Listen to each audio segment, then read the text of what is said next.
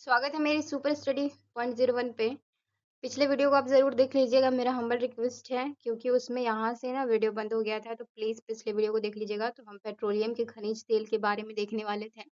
इसे हम देखेंगे कि पेट्रोलियम खनिज तेल क्या है। तो गैर परंपरागत ऊर्जा का स्रोत है पेट्रोलियम। क्या है? गैर परंपरागत ऊर्जा का स्रोत है पेट्रोलियम। चट्टानों से ये प्राप्त होते हैं तेल।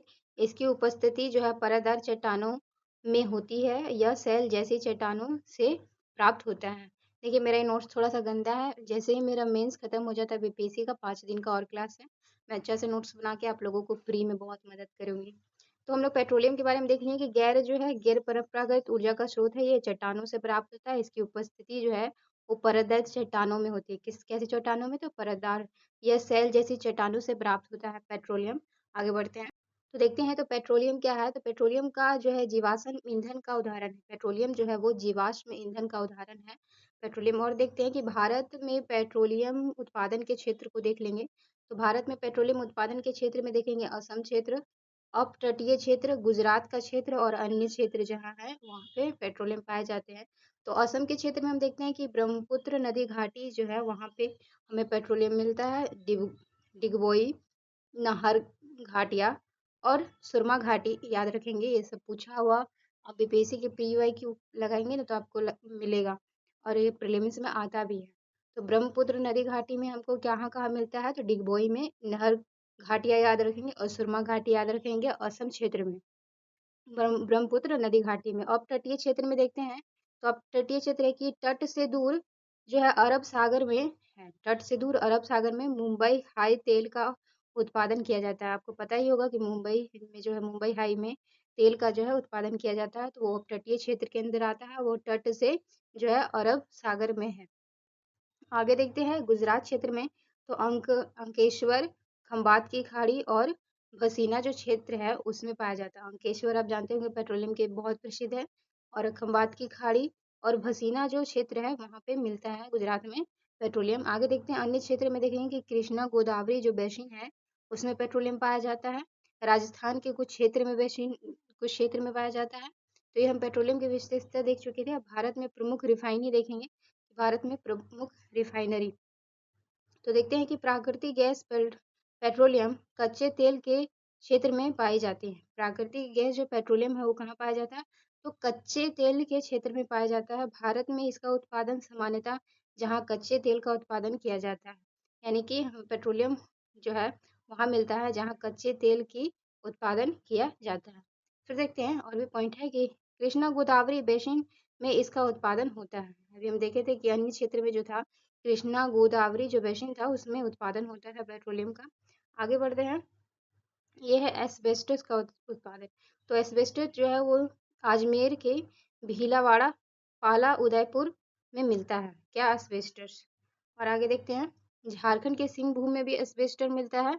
याद रख लेंगे झारखंड के सिंहभूम में एस्बेस्टस मिलता है, और अजमेर, भीलवाड़ा, पाला, उदयपुर में मिलता है। आगे बढ़ते हैं तो आंध्र प्रदेश में देखेंगे। तो आंध्र प्रदेश में कुडुप्पा में मिलता है हम लोग को पेट्रोलियम, सॉरी पेट्रोलियम नहीं, एस्बेस्टस कुडुप्पा में मिलता है। अनंतपुर और महबूब नगर में भी जो है वो मिलता है एस्बेस्टस। अब देखते हैं जीवाश्म की बारी आती है।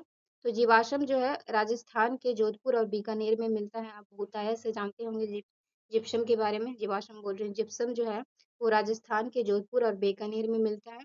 आगे बढ़ते हैं कि झारखंड में देखेंगे। तो झारखंड में सिंहभूम और रामनारायणपुर जो है, रामनायपुर और सिंहभूम में जो है झारखंड में मिलता है जिप्सम। ठीक है। आगे देखते हैं कि सिंहभूम में जादूगोड़ा में मिलता है। फिर मारडीना और नाखा पहाड़ में जो है खादान है इसका, तो जिप्सम का है। झारखंड में यूरेनियम भी पाया जाता है। और राजस्थान के जो है राजस्थान के अजमेर और उदयपुर में जिप्सम मिलता है। जोधपुर बीकानेर में भी जिप्सम मिलता है। और देखते हैं कि आंध्र प्रदेश का जो नेल्लौर जिला है वहाँ भी जिप्सम पाया जाता है। आंध्र प्रदेश के नेल्लौर जिले में भी जिप्सम पाया जाता है। अब देखते हैं हम थोरियम के बारे में कि थोरियम जो है 98% केरल के मोनाजाइट यहाँ एक परमाणु खनिज है। थोरियम जो है वो केरल में मिलता है मोनाजाइट से। और भी कितना मिलता है? तो 98%। और ये जो एक परमाणु खनिज का उदाहरण है। थोरियम किस खनिज का उदाहरण है? परमाणु खनिज का उदाहरण है, याद रखेंगे इस बात को। भारत में सर्वाधिक थोरियम के भंडार मोनाजाइट मोनाजाइट रेल में थोरियम का भंडार उपस्थित है। तो मोनाजाइट ये जो रेल है वो थोरियम का भंडार कहाँ है, तो वो केरल में है, इस बात को याद रखेंगे। और आगे देखते हैं ग्रेफाइट, जो कि उड़ीसा, तमिलनाडु और आंध्र प्रदेश में पाया जाता है ग्रेफाइट। आगे बढ़ते हैं। बेरिलियम, बेरिलियम जो है राजस्थान, झारखंड, आंध्र प्रदेश और तमिलनाडु में मिलता है। याद रखेंगे, राजस्थान पश्चिमी छोर पे, फिर बीच में झारखंड मिलेगा, नीचे के आंध्र प्रदेश और नीचे तमिलनाडु में जो हमें बेरिलियम मिलता है। एंटीमनी देखेंगे तो एंटीमनी जो है ये हिमाचल प्रदेश और मध्य प्रदेश में हमें एंटीमनी मिलता है। कहाँ मिलता है? हिमाचल प्रदेश और मध्य प्रदेश में हमें एंटीमनी मिलता है। अब बारी है टीन को देखते हैं, तो टीन कहाँ कहाँ? उड़ीसा, सॉरी झारखंड, उड़ीसा और छत्तीसगढ़ में ही टीन मिलता है। 3 जगह में झारखंड, उड़ीसा और छत्तीसगढ़ में टीन मिलता है। पायराइट देखें तो बिहार के रोहतास में, बिल्कुल याद रख लेंगे कि पायराइट जो है बिहार के रोहतास में पाया जाता है, याद रखेंगे। अब देखते हैं इंडस्ट्रियल के बारे में दिखाया गया है। तो इंडस्ट्रियल का तो पूरा ये नोट्स नहीं है, पर बता देती हूँ कि इंडस्ट्रियल जो है द्वितीय आर्थिक क्षेत्र का उदाहरण है और उद्योग स्थापित करने की उद्योग जो स्थापित करते हैं उसको प्रभावित करता है इंडस्ट्रियल।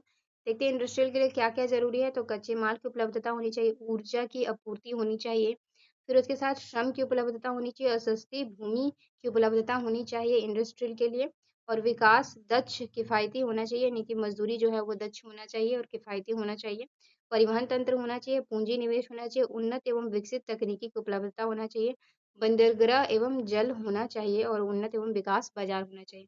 तो किसी भी उद्योग को स्थापित करने के लिए ये सारे जरूरी थे। कच्चे माल की उपलब्धता, ऊर्जा के उत्पादन, श्रम की उपलब्धता, सस्ती भूमि की उपलब्धता, किफायती दक्ष परिवहन तंत्र, पूंजी निवेश, उन्नत और विकसित तकनीकी, बंदरगाह और जल और उन्नत विकसित बाजार, ये सब जो है उद्योग के लिए आवश्यक है। प्लीज मेरा फर्स्ट वीडियो आप देख लीजिएगा जिसमें भारत के प्रमुख खनिज पेटी लिखा होगा और बाद में इसको थोड़ा सा देख लीजिएगा। Thank you sir.